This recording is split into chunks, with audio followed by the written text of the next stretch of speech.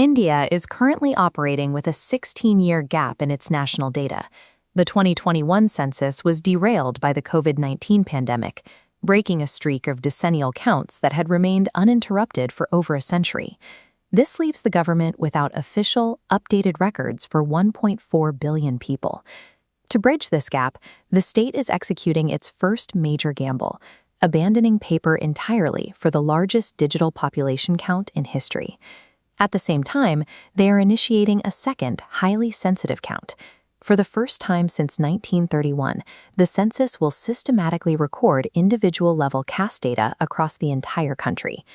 By combining these two directives, the 2027 census becomes a mechanism that updates the national map and the social hierarchy simultaneously. The count begins in April 2026 with the house listing phase. Enumerators will map physical dwellings, recording household assets and access to basic amenities like electricity and water. This stage relies on the traditional method of visiting every residence in person. The second stage, population enumeration, follows in February 2027. This tracks the demographics of every individual present in a household on the reference night of March 1st. This diagram shows the shift in the data chain. On the left is the old linear process of manual forms. On the right is the new model, where enumerators use a mobile app ecosystem to transmit data directly to a central government hub. Speed increases further with the introduction of a self-enumeration portal. For the first time, households can log in and submit their own data online, bypassing the need for an in-person interview. This operational shift turns citizens into active data generators, aiming to create a demographic map of the country faster than any previous system. This data will immediately impact the seat of power. Parliamentary and assembly seat allocations have been frozen, waiting for these results, which will trigger the redrawing of political constituencies across India. Alongside these geographic boundaries, the state is measuring social distribution by reviving individual-level caste enumeration. This means formally categorizing millions of people into scheduled castes and scheduled tribes, other backward classes, and forward castes. The resulting data will determine educational quotas, affirmative action eligibility, and the distribution of state funds for the next generation.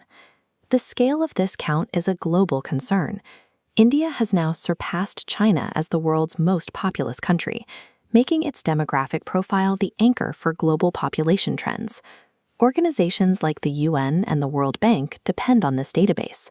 They use it to track sustainable development goals and model regional risks for migration and poverty. Because the census now includes caste data, international human rights bodies are watching closely, citing concerns that the results could be used to reinforce existing social stigmas. India's performance will either provide a digital template for other developing nations or serve as a warning about the complexities of data privacy at this scale.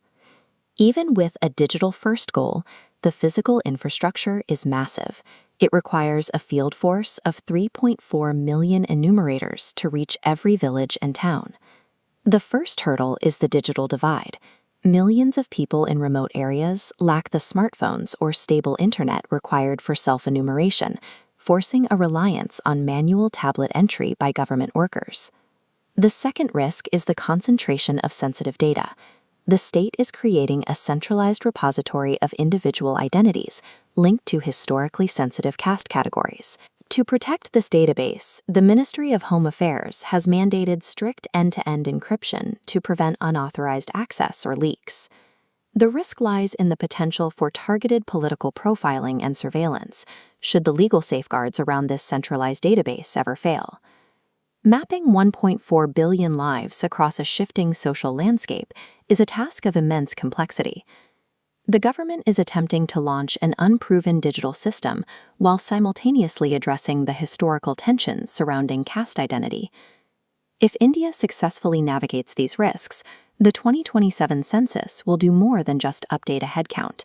It will provide the definitive blueprint for the nation's power structure for the next decade.